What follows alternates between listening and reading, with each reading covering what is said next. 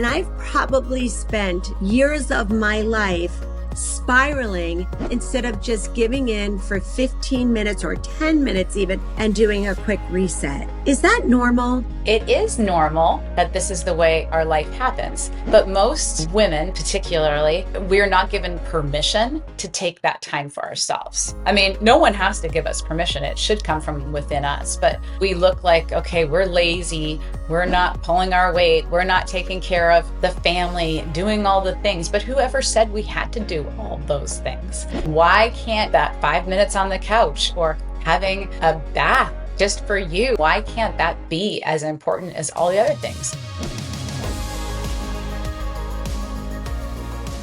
Hi, everyone. Welcome back to my channel. I am Lisa D. Murphy, and this is Elevate Wellness. And today we're going to be talking about that big sliver, I think, that we all need to pay a lot more attention to, and that is our health. And we talk all the time about our financial fitness, our emotional fitness, our physical fitness, and our overall well-being. But really, how much attention are we paying to our physical health? And today I have an incredible human being. She is not only a chiropractor by trade and background, but she's a mom and a wife and a businesswoman and a fitness enthusiast and all the things that I think so many of us are. We're parents, we're partners, we're caregivers. Her parents are married 60 years. I mean, it's that sandwich generation. And how do we navigate everything that's on our plate and not only put on our oxygen mask, but remember to turn it on? And I don't think there's anybody better to talk about this. And you'll see her time and time again on this show than Dr. Leah Meadows. So not only my friend, but your friend too. Leah, welcome. And I would love for everybody to hear from you. Who are you? Who am I? Thank you, Lisa, for such a great introduction. That was awesome. So I really, just like you said, I really am, first and foremost, I'm so proud of being a mom. I have a 19-year-old daughter. She just finished her first year in college, and a 17-year-old son who is going to be a senior this year. So very proud of raising those two, and it's just been so fun. I am a businesswoman. We own a health and wellness practice. My husband and I together have had multiple businesses as well. But really, I deep down am someone that just wants to get the most out of life and enjoy it. And I've had a few stumbling blocks along the way, and which is why I've really been into health. So as a chiropractor, we focus on obviously our physical health, but there's so many more components to it than that. There's our emotional health, and then what's happening in our bodies as far as our chemical health as well. So for me, who am I? I am someone that really focuses now on making sure that I speak about self-care, especially not only to women, but especially to women. What happens is a lot of times we just do not feel like we have the bandwidth to focus on that first step, which is our self-care. And so for me, it happened because of injury, because of a chronic disease process that was going on. And so it made it necessary for me, even though I was already in the health and wellness industry, but I had to take another real good look at how I was treating myself as well. So that's a big part of who I am. But for me to just make sure that everyone has at least the idea of what they need to do to get started into the self-care, health and wellness space. Okay, I'm going to just stop you so we can just laugh for 2 seconds. If you guys are hearing some snoring in the background, it's Leah's dog sleeping on her sleeping on her feet right now, her little King Charles. So, I love that. And when we started the podcast, I'm like, no, leave him alone, because isn't that real life? The dogs barking, the kids interrupting. And I want to get into that. I know you started because you were really on a journey to help yourself first. So we'll get into that. But in the big wheel, right, when we're looking at health, pets, family, children, business, all of that, What is your advice for those of us who really, you have two kids and they're teenagers in today's world? That alone is a mouthful. And we just say it like, oh, I'm a spouse. Oh, I'm fit. I'm a mom. I'm an entrepreneur. I'm a daughter. Any person who's listening, whether you're a dad or a mom, a caregiver, it's a lot. It is like a real lot. It's a lot physically, it's a lot emotionally, it's a lot financially. How do you do what you do in a day? It's a great question. I love the question. It is a lot. And sometimes I feel like we just don't give ourselves a win. We don't realize, hey, this is how much we're holding space for other people and for ourselves. I think that for me, honestly, the most important part of my day is that very early morning when I wake up, and just to make sure that I set that time for myself. And it didn't start off being anything super special, except for that I had to, because I was really sick for a bit with Lyme, and it's still something that Lyme disease that I sometimes have to go to battle with. It comes and goes, the episodes, but at that time when I was really suffering and having to make accommodations for myself, I just wanted to make sure that had the morning opportunity to take some time to do a nervous system reset and to really ease into the day without anxiety, without stress. Because I think that the morning for us, if we can just solidify our morning and make sure we get those things in to take care of ourselves, we're going to be taking care of our families that much better. There's there's anxiety, Leah, or there's the nice, calm, in the present moment person. And so I always want to be in the present moment with my kids. And as Lisa, as you know too, they grow up so fast. So now, when they come home from college, I want to spend all the time with them and all those things. But maybe when you have little kids, you don't realize how fast that time goes. And sometimes you're not operating in that present time consciousness, that only moment that we have, that here and now. And so for me, to make myself a better mom, a better spouse, a better, um, doctor, I just have to make sure that I do the work in the morning. And I love that time to be able to do that, but it has really set me on a much better path for myself instead of getting up and letting my body just control my emotions out of habit and out of chemistry. I now have such an intentional morning routine, a morning practice that helps me throughout the whole day. Will you share that with us? Sure, yeah. Uh, well, and it doesn't have to be, my practice doesn't have to be your practice, but for me, I just make sure that I set my alarm.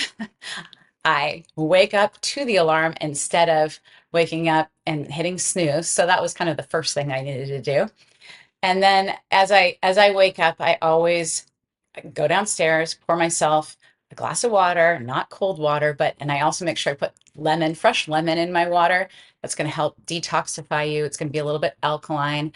And it is just, hydration is super important. I've seen this with so many of my patients that they're not hydrated. And the hydration that we need, it's not just good for our muscles and our body, it's good for our brain as well. So many people are dehydrated. So we got to start with, like, that is the number one thing. Just get your water in.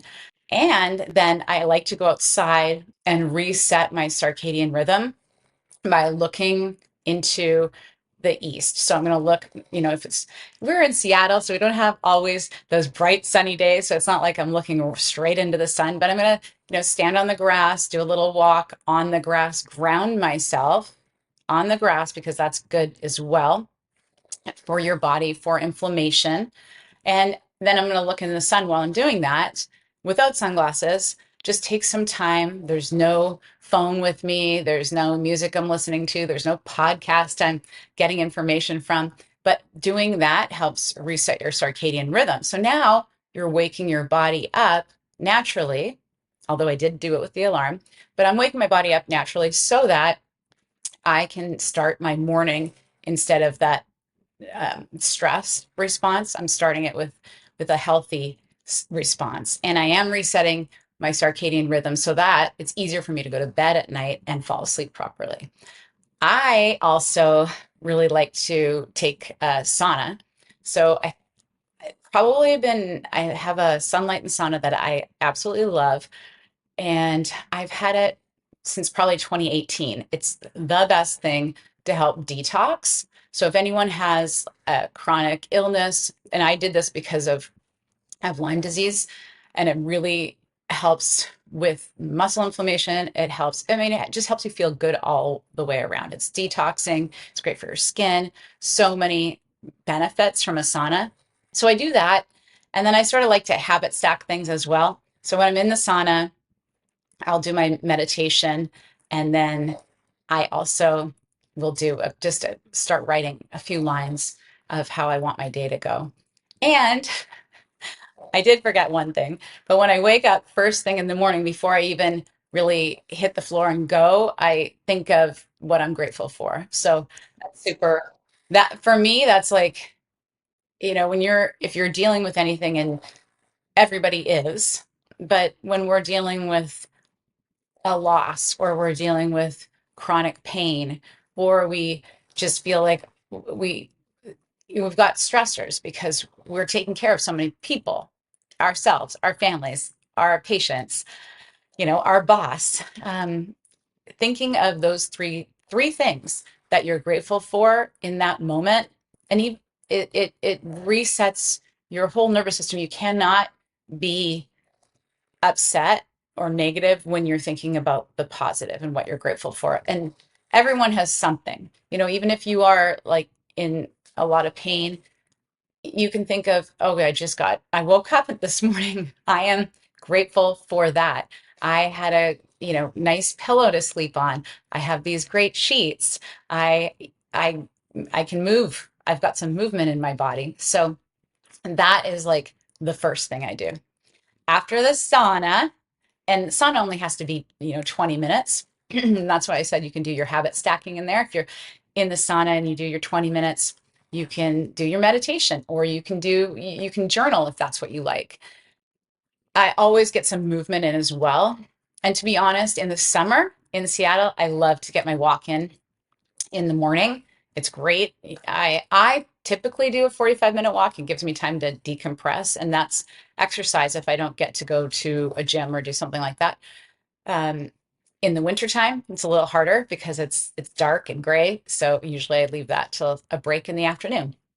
So that's my morning routine. I've got some movement in there. I get some hydration for my body. I get some detoxing, and I get the spirituality of the gratitude practice, of the meditation, of the prayer, whatever your level of God, universe, spirit is. That also accompanies my morning routine. It's interesting. So as a female entrepreneur and having kids, we now have five blended, and my daughter's boyfriend lives with us too. So there's six kids here at any given time. They're not kids anymore. They're 18 to 26. But when the kids were small and I would wake up and like bounce out of bed and get a workout in immediately, it messed me up all day. I'm not that person. I'm not the bounce at, I need to wake up. I do similar to what you do. First thing I do is drink water. I actually put chia seeds, flax seeds, and lemon. I do that first thing. And then I sit with coffee, and I just sit. Like I just sit when it's quiet and nobody else is around, and I just sit for a minute. No phone, no computer, and that works for me. And when I bounce and I just got my sauna a couple of days ago. So and I couldn't figure out how to program it. I need a couple of minutes to do that. So I'll start tomorrow or tonight. But when I was doing that immediate run, like wake up, grab my coffee, run out the door on the way to the gym, the whole day I was tired.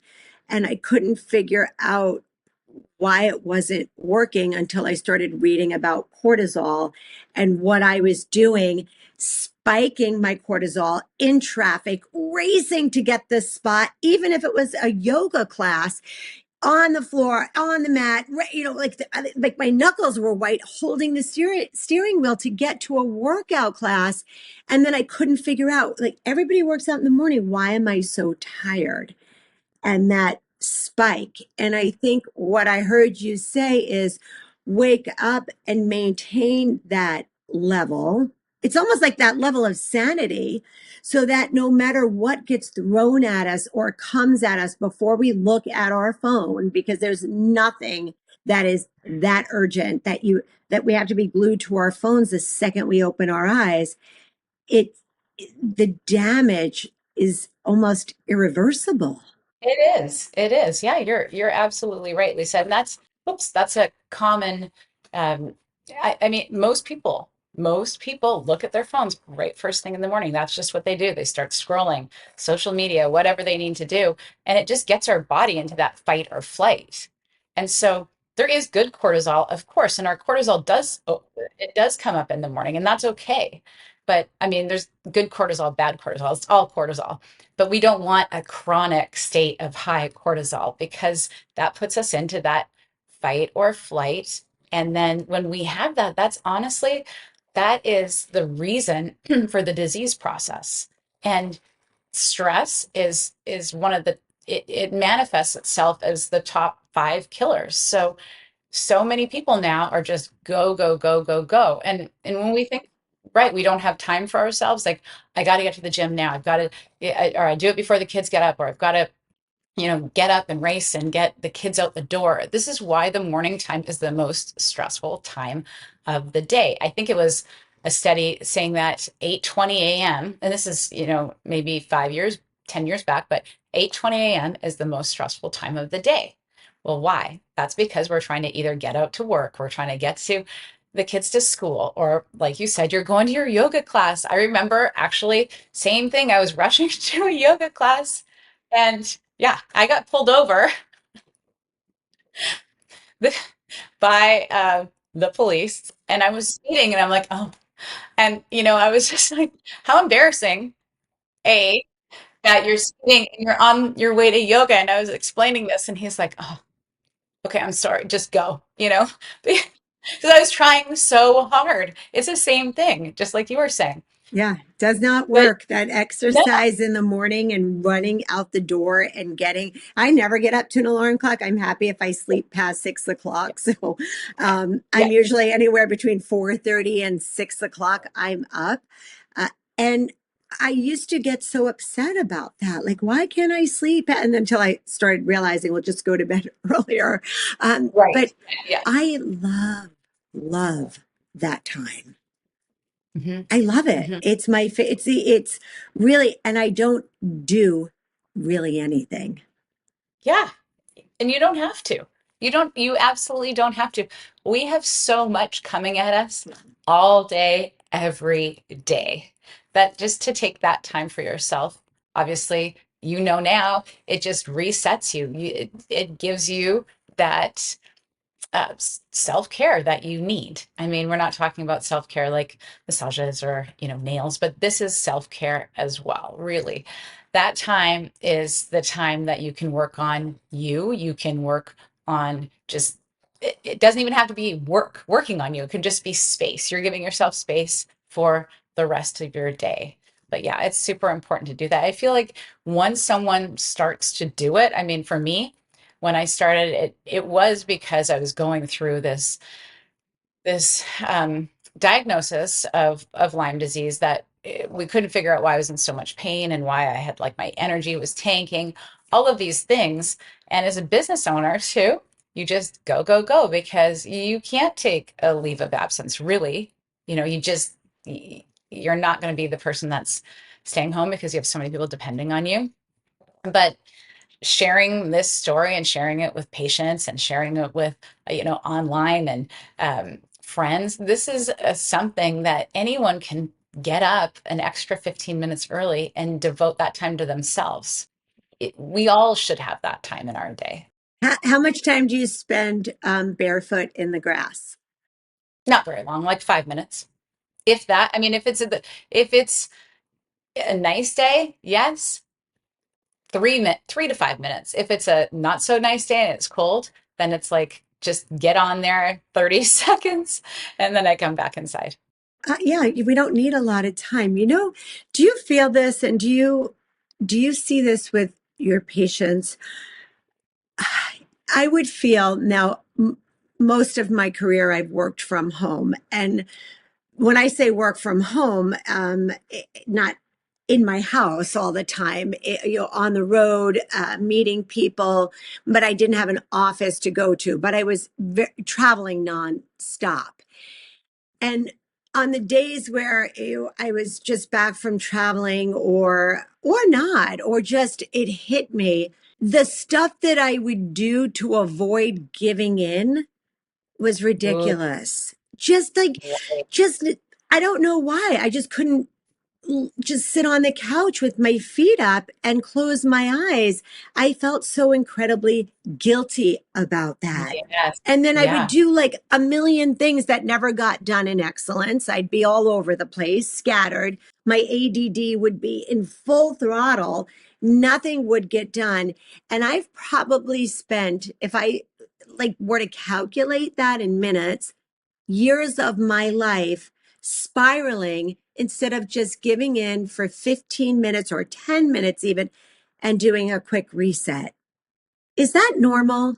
It is normal. It's normal that we get so involved that this is the way our life happens. And it's a slow creep to get us that way. But most women, particularly, they don't we're not given permission to take that time for ourselves. I mean, no one has to give us permission. It should come from within us. But we look like, okay, we're lazy, we're not pulling our weight, we're not taking care of the family, doing all the things. But whoever said we had to do all those things? Why can't being having, that 5 minutes on the couch or having a bath at night just for you, having that time, why can't that be as important as all the other things? And it is, because it's the time that you need to give back to yourself so that we're not depleted, so that we, as you said at the beginning, we're putting that oxygen mask on ourselves first, but we're turning it on too. We're not just, pretending. And so many times now we see, especially, with social media, people are doing all these amazing, great things. And those are the highlight reels, right? Those are the highlight reels. So then it just feeds into us. We got to go, we got to do more, we've got to be better, but being better doesn't mean doing more all the time. You should not give into the guilt that what your production value is your value, because it isn't. We don't have to just be someone that does more in order to be more. Sometimes being more is just slowing down, because slowing down, also, like, in business we say this too with our team, you can slow down to speed up. You don't have to be doing everything at this fast pace. It doesn't always equal more. So I think that, just generally speaking, we have got used to everything that's so fast paced in our society. When I moved, I'm I have my American citizenship now for the past couple of years, but I grew up in Canada, so I'm a Canadian citizen as well. And when I first moved to the US, almost almost 30 years ago, I went to go to chiropractic school. So after I did my undergrad, I moved here and I was like, wow, this is a different way of life. Like, it seems so much faster paced. There's like grocery stores 24 hours, the pharmacy, it's 24 hours. Things were like different. We didn't have, and the US doesn't have as many holidays as Canada does either. So I really recognize that difference then. I mean, things have come to be a little bit more similar now with the Canada and the US, but just the fact that this is just ingrained in us now in our society, that we're lazy if we don't keep up, if we're not always going. But as you said, Lisa, this is like, your why are you doing it? Why are you rushing to the next event, the next conference, the next, like, what are we not sitting down and acknowledging in ourselves and getting really clear on our self-worth, our value? Why do we feel guilty if we aren't just going all the time? What is it? So that just has to be something that we have an internal dialogue of, figuring out. Yeah, I think I really got the hard reset like everybody else during COVID. Sure. Built a garden. I started to plant stuff. I realized I liked that. I was actually good at it. And now I have plants all over my house. I'm the only one that will take care of them and water them. And um, it brings me a lot of pleasure. And that's still stuff I do in the morning. It's all that kind of stuff, rearranging stuff in the house. It allows me to think. It's when I'm most creative. It's when thoughts come through and I realize, ooh, like that's something that keeps showing up for me. And I want to tie that thought that will pop up during my quiet time in the morning that I love, that it will manifest in my body. And you and I had a great chat about this. I studied somatic work for a long time. And a lot has happened in my life in the last couple of years, a lot in the last 6 months, and then an enormous amount in the last couple of weeks. And I had chronic shoulder pain.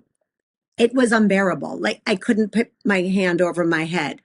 And I kept saying, what did I do to my shoulder?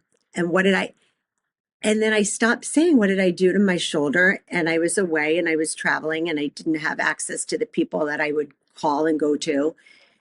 And I said, what physically am I carrying? Mm. Hmm.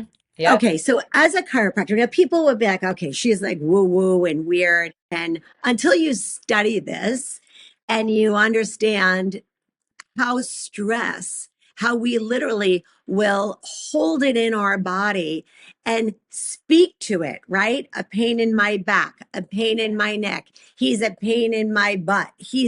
And then we're like, oh, the sciatica that's real. And it's real for me. Can you speak to that and shed some light on the emotional ties and how it shows up? There's so many different types of stress, but if we could put stress into three different buckets, there's physical stress that we have. That can be from a car accident. That can be from micro traumas like sitting all day. Sitting is not good for us. But then there's emotional stress. So when we have all of this coming at us, and as you said, it's been a really rough is a horrible last 2 weeks. So that is the emotional stress. And then there's the chemical stresses that we get from all over with the toxins in our skincare, in our food, in the pollution, and then the water, like everything. So our bodies have to work to get rid of all this stress. Now, one of those, the emotional component too, is also the things that we say to ourselves. So, as you said, your shoulder, right? Your shoulder was hurting. You could barely lift your arm. Now, when you think about that, that could be you're carrying the weight of other people and your family because you've had this huge emotional situation that you're trying to get through. Well, you have to get it out of your body as well. So that's why some of these morning techniques, these things that you can do, will help rid that literally out of your body. So same thing with talking about if people say my back pain, oh, it's just my normal headache. It, there's not any normal headaches. There's not. And if you say, oh, it's my bad back, you are carrying that as you instead of saying, okay, I have back pain today. So it's the same thing with stress or anxiety. If you say like oh, I'm an anxious person, you got to get rid of that because it's going to stay with you if you continue to say that you have anxiety, you're an anxious person. It could be that you feel anxious, but if if you label yourself that way, it's going to be with you. So when people, back to the practice, a lot of times patients, they say somebody's never seen us before and they're going away in a week and now they want to take care of their back pain that they've had for 5 years because they're going on a vacation. Sure. And lose 20 pounds and get tan and grow their hair. They're going to their high school reunion, lose 20 pounds, get tan, whatever, all the things, exactly. So we can't fix it all just in that week before they go away. But what happens a lot of times is if we're holding all these things internally, now we go on a vacation. I can't tell you how many people go on vacation and they relax and they calm, and then something will like be disrupted in their body. So maybe it's sciatica, maybe it's low back pain, could be shoulder pain, headaches, neck pain. That will start to creep to the surface because their body is finally letting go, it's finally relaxing, and it's a warning signal. No pain in our body is normal. We should not have that. It's a red flag for us. But if we're just going to keep masking it with drugs, surgery, Tylenol, Vicodin, whatever we're taking, then our body doesn't have the ability to actually work through those emotional or the physical or the chemical components to get rid of whatever we need to purge and to leave. So I think that was kind of a long answer, but there's multiple reasons that we have pain. So if we're always saying, please, yeah, if you're someone that says to yourself, oh, it's just my normal back pain. I always get back pain at this time of this year. Some people do that. They go home for vacation at Thanksgiving and their back acts up. Oh, it's just my bad back that acts up, or it's just my migraines, my bad back, my sciatica. Because then you're carrying that emotional backpack of that illness, that symptom. We need to just like separate us from that. It could be that you have sciatic pain right now, but that's not my sciatica. Yeah, I So, as I studied neurolinguistic programming and ontological coaching, and so I'm acutely aware of language and um, will feel that kind of energy off people when they describe that and they own it. And I could hear it with not so much in my generation, probably the people that you kind of pick and choose over years who you hang out with, but I hear it with the kids. And, you know, um, I'm just always anxious.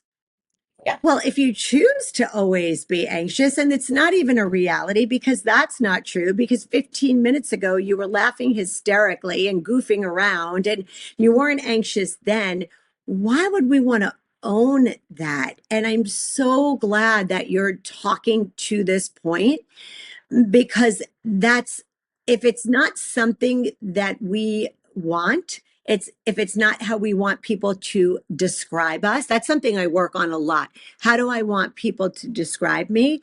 Well, those are the behaviors and characteristics that I need to display and practice and be if I want to be described as that. So it's not arguing against the feedback, it's hearing the feedback, filtering it and saying, is that important enough for me to process? And if it is, what can I do to change that? And I think that's exactly what you're saying.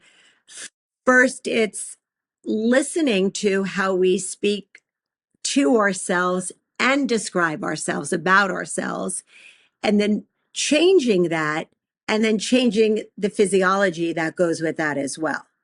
exactly. Yeah, yeah, that's perfect summary of it all. Absolutely.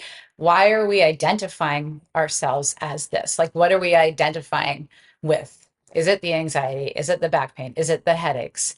Oh, I'm just someone that gets headaches. I'm just someone, oh, it's my migraines. No, we don't want to say that because And we're even or classifying a headache as a migraine. I think they're very different. Talk to a migraine sufferer, it's very different than a headache. What are some things that we can do throughout the day to kind of squeeze it in if we're catching an early flight, or we have that Zoom at 5 a.m. that we don't typically have, so there's a disruption in what could have been our normal routine. We can still make it happen. And I know you and I are amazing at this in figuring it out. Can you give us tips to navigate through this busy life? yes. Well, I always love the gratitude practice first and foremost. That needs for me that needs to happen so that I can just be in that great state of gratitude, of abundance, and it just really helps set the stage. So that would be my first thing. And you can do that in 30 seconds. You can think a good positive thought, just three of them all together, 30 seconds. And then once you do that, always making sure that you have your water. You need to do this. And if you like your chia seeds in your water or your lemon, however you want to do it, get that in. Super important. And then you know what? It doesn't have to be meditation. It can be prayer. It can be mindfulness. It can be just sitting. It can be looking out the window into the horizon. And if it's 5 a.m. and the sun's not up yet, well, then the sun's not up yet, but it's going to get there. So what would that take? 30 seconds for your gratitude practice. Grab your water. You can even leave your water beside your bed if you're ready to go with the little lid on it. Then you're going to look outside, and whatever it is to you that you like that changes your physiology and your headspace for your mindfulness part, that's super important too. So but that is the appreciation and the gratitude. I like to like make sure I do a little movement if I'm going to be on something early in the morning as well. So and that could just be honestly like that's why I walk outside, walk back. Um, I have one of my favorite things is a power plate, and it's a full body vibration. Yeah. So I have that just sitting, it's in my office here too. So I can get on and off that easy. And you can do a couple minutes of, or not even, you can do a few squats. You can do a few calf raises. Those are super good for you too, to help pump your heart and just get you ready for whatever you're facing in the day. So there's just so many different ways of I don't want to say attacking it, but easing into your day, even if it's like you got an early morning flight or you've got something to do, but just hydrate, gratitude, and then whatever is your other mindfulness piece or your movement, those are super important too. Are there any, you talked about calves, and I don't think we talk enough about calves. And I remember reading a long time ago that if you even, I do it on my steps, if you just Yeah. exercise your calves and release, when I release, and I don't know because I'm not a chiropractor and I haven't studied the body the way that you have, I notice when I do it for long enough where I'm feeling the release, I become aware enough in my body that it affects my neck. Ooh. And we didn't get a chance to talk about that yet, but when when we're trying to figure out like what comes up for us, maybe maybe it's your neck, and your neck pain sort of rears its ugly head every couple weeks or every month, and usually when you have something that's chronic and it's been going on for a long time, it starts to become more frequent. It starts to get worse, the pain level. And then one thing we know about chronic pain is once it starts, it's really hard to get rid of. So that's why we want to identify it. So when you're doing those calf pumps, those are great to get your blood pumping. It's like a second heart. But if you're noticing something in your neck, that means that you're adding a little extra stress. And this could be your actual um, link. That's sort of the broken piece, the broken, what am I trying to say here? The kink in your chain. So whatever, even though it doesn't normally bother you, but if you're getting that while you're doing some type of workout or something, then we need to just take a look at that. That's interesting. And it may even be because I'm not focusing on my neck and I'm focusing on something else and I'm calm, um, that it's that kind of release. And yeah, like pay attention to this. And I think Yeah. the Yeah, it's body's always giving us those signs. And we can't ignore the signs. If your stomach hurts, get it checked out. If you're getting chronic headaches, it's so important. And I am a big fan of treating everything holistically, as far as we can. I do believe in modern medicine. I don't believe anybody should have to suffer. And there are so many incredible treatments that some of us can't live without. We need modern medicine, but there's so much that we can do, with self-care, chiropractic care, in healing the body, physical therapy, massage, yoga, meditation. And yeah, I can't sit cross-legged and meditate for 30 minutes, but I can organize my pantry like nobody's business and release so much stuff because it's mindless and I'm moving and it's extremely meditative to me. So there's all different ways, and I love that you encourage that and embrace that. Awesome. Yeah. I mean, as long as you're doing something for yourself in the morning that is going to really focus on those three areas. So focus on your emotional health, focus on your chemical health, could be the supplements that you're taking, the water, and then the physical part of it as well. All of those are just going to make us healthier, happier, and be able to live that abundant life that we're looking for. Now, I'm not in Seattle and I want to see you and I want to work with you. So, how do I get in touch with you? And what is the best way that people can work with you because you're in Seattle? Yeah. Best way is to just you can DM me, we can get on a quick call, a discovery call, see what you really need and figure out what's holding you back. Because if you don't really know, and a lot of people don't, they're like, I don't know why I'm not feeling good. I don't know why I don't have the energy. I don't know why I feel 10 years older than I really am. We could hop on a call. I could see what's going on and really dive a little deeper into that diagnosis of what you need. So there's one-on-one coaching that I do, but there's also lots of information that I have online, totally free, that you can check out too. And so there is everything is Dr. Leah Meadows, Instagram, Facebook, website, all easy access. So you can just DM me and stay in Leah, touch. I always love talking to you, and it feels just amazing that there are so many women, and I know there's lots of men out there too, but it's two women talking that are juggling so much and are successful in all domains. And that's what this is about, to be physically successful to the best of my ability and raising great human beings, running a massive practice, being an entrepreneur. And I remember hearing women can have it all, but they can't have it all at the same time. And I was like, yeah, well, I'm going to bust through that myth and I am going to have it all at the same time. And we can do it. It might be a little bit messy, but if we do it with gratitude, it's well worth it.